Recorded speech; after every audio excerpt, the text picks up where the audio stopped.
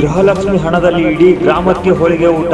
ಬೆಳಗಾವಿ ಜಿಲ್ಲೆಯ ರಾಯಬಾಗ್ ತಾಲೂಕಿನ ಸುಟ್ಟಟ್ಟಿ ಗ್ರಾಮದ ಅಕ್ಕ ತಾಯಿ ಇಂದು ಬೆಳಗಾವಿ ವಿಮಾನ ನಿಲ್ದಾಣದಲ್ಲಿ ಸನ್ಮಾನಿಸಿದ ಶ್ರೀ ಸಿದ್ದರಾಮಯ್ಯನವರು.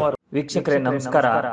ಗೃಹಲಕ್ಷ್ಮಿ ಹಣದಲ್ಲಿ ಇಡೀ ಗ್ರಾಮಕ್ಕೆ ಹೋಳಿಗೆ ಊಟ ಹಾಕಿದ ಬೆಳಗಾವಿ ಜಿಲ್ಲೆಯ ರಾಯಬಾಗ ತಾಲೂಕಿನ ಸುಟ್ಟಟ್ಟಿ ಗ್ರಾಮದ ಅಕ್ಕ ತಾಯಿ ಲಂಗೋಟಿಯವರು ಇಂದು ಬೆಳಗಾವಿ ವಿಮಾನ ನಿಲ್ದಾಣದಲ್ಲಿ ಸನ್ಮಾನಿಸಿದ ಶ್ರೀ ಸಿದ್ದರಾಮಯ್ಯನವರು.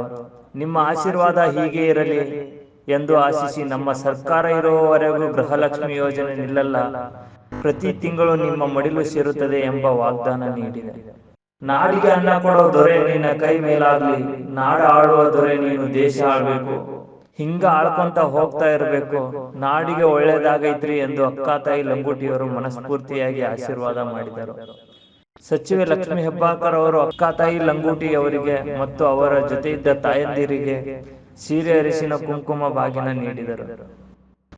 ವೀಕ್ಷಕರೇ, ನಮ್ಮ ಉತ್ತರ ಕರ್ನಾಟಕದ ಜನ ಎಷ್ಟು ಮುಗ್ಧ ಜನ ಅಂದ್ರೆ ಅವರಲ್ಲಿರೋ ಮುಗ್ಧತೆ ನೋಡಿ. ಎಷ್ಟು ಇವಾಗ ಬರೋ ಎಷ್ಟೋ ಜನ ಗೃಹಲಕ್ಷ್ಮಿ ಹಣನ ಅವ್ರ ಮನೆಗೆ, ಅವ್ರ ಪರ್ಸನಲ್ ಕೆಲಸಕ್ಕೆ ಎಷ್ಟೋ ಯೂಸ್ ಮಾಡ್ಕೊಂಡ್ರೆ, ಅಲ್ಲೊಬ್ಬ ಮುಗ್ಧ ಹಿರಿಯ ಜೀವ ಆ ದುಡ್ಡನ್ನ ಯಾವ್ದು ಲೆಕ್ಕಕ್ಕೆ ಇಡದೆ ಊರಿನ ಜನ ಹೊಟ್ಟೆ ತಣ್ಣಗಿರ್ಬೇಕಂತೇಳಿ ಹೋಳಿಗೆ ಊಟ ಮಾಡಿ ಹಾಕಿದ್ದಾರೆ.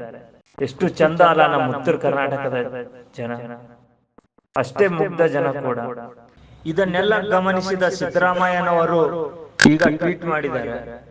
ಗೃಹಲಕ್ಷ್ಮಿಯರಿಗೆ ಬೆಲೆ ಏರಿಕೆ ಬಿಸಿ ತಟ್ಟದಿರಲಿ ಎಂಬ ಸದುದ್ದೇಶದಿಂದ ನಾವು ಜಾರಿಗೊಳಿಸಿರುವ ಗೃಹಲಕ್ಷ್ಮಿ ಯೋಜನೆ ಇಂದು ಬಹಳಷ್ಟು ಕುಟುಂಬಗಳ ಪಾಲಿಗೆ ಅಕ್ಷರಾಂಶ ವರದಾನವಾಗಿದೆ. ಗೃಹಲಕ್ಷ್ಮಿಯ ಹಣ ಮಕ್ಕಳ ವಿದ್ಯಾಭ್ಯಾಸ, ಮನೆಗೆ ದಿನಸಿ, ಹಬ್ಬಕ್ಕೆ ಬಟ್ಟೆ, ಆಸ್ಪತ್ರೆ ಖರ್ಚು ವೆಚ್ಚ ಭರಿಸಲು ಬಳಕೆಯಾದ ಬಹಳಷ್ಟು ಸುದ್ದಿಗಳನ್ನು ಮಾಧ್ಯಮಗಳಲ್ಲಿ ಕಂಡಿದ್ದೆ. ಯೋಜನೆ ಯಶಸ್ಸಿನ ಹಿರಿಯ ಕನ್ನಡಿಯಂತಿದ್ದವು.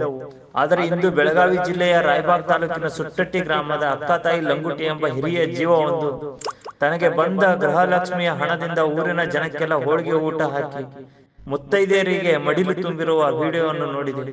ಆ ತಾಯಿ ಸಿದ್ದರಾಮಯ್ಯನಿಗೆ ಒಳಿತಾಗಲೆಂದು ಅದನ್ನು ಮಾಡುತ್ತಿದ್ದೇನೆಂದು ಹೇಳಿದ್ದು ಕೇಳಿ ಮನಸ್ಸು ತುಂಬಿ ಬಂತು.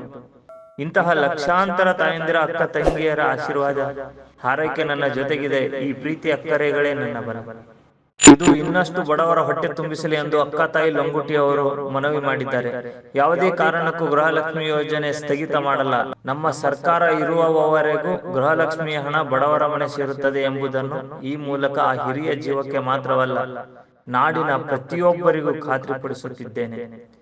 ನಮ್ಮ ಮಣ್ಣಿನ ಗುಣವೇ ಹಾಗೆ. ತನಗೆ ಸಿಕ್ಕಿದ್ದನ್ನು ಹಂಚಿ ತಿನ್ನುವ, ಇನ್ನೊಬ್ಬರ ಒಳಿತು ಬಯಸುವ ನಿಸ್ವಾರ್ಥ ಭಾವವಿದೆ. ಇಂತಹವರ ಸೇವೆ ಮಾಡುವ ಅವಕಾಶ ಸಿಕ್ಕಿರುವುದು ನನ್ನ ಭಾಗ್ಯವೇ ಸರಿ.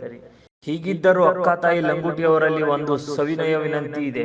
ಊರಿಗೆ ಹೋಳಿಗೆ ಊಟ ಹಾಕುವುದು ಒಳ್ಳೆಯ ಗುಣವೇ ಸರಿ, ಆದರೆ ಗೃಹಲಕ್ಷ್ಮಿ ಯೋಜನೆ ಹಣದ ಮೇಲಿನ ಮೊದಲ ಹಕ್ಕು ಸ್ವಂತ ಕುಟುಂಬದಾಗಿದೆ. ಅಕ್ಕ ತಾಯಿ ಅಂತಹ ಒಳ್ಳೆಯ ಮನಸ್ಸಿನ ಸಹೋದರಿಯರು ಈ ಹಣವನ್ನು ಮೊದಲು ತಮ್ಮ ಕುಟುಂಬದ ಸದಸ್ಯರಿಗೆ ಆರೋಗ್ಯಕರವಾದ ಊಟ, ತಿಂಡಿ ಮತ್ತು ಮಕ್ಕಳ ಶಿಕ್ಷಣ ನೀಡಲು ಬಳಸಿದಾಗ ಮಾತ್ರ ಯೋಜನೆಯ ಉದ್ದೇಶ ಈಡೇರಿದಂತಾಗುತ್ತದೆ.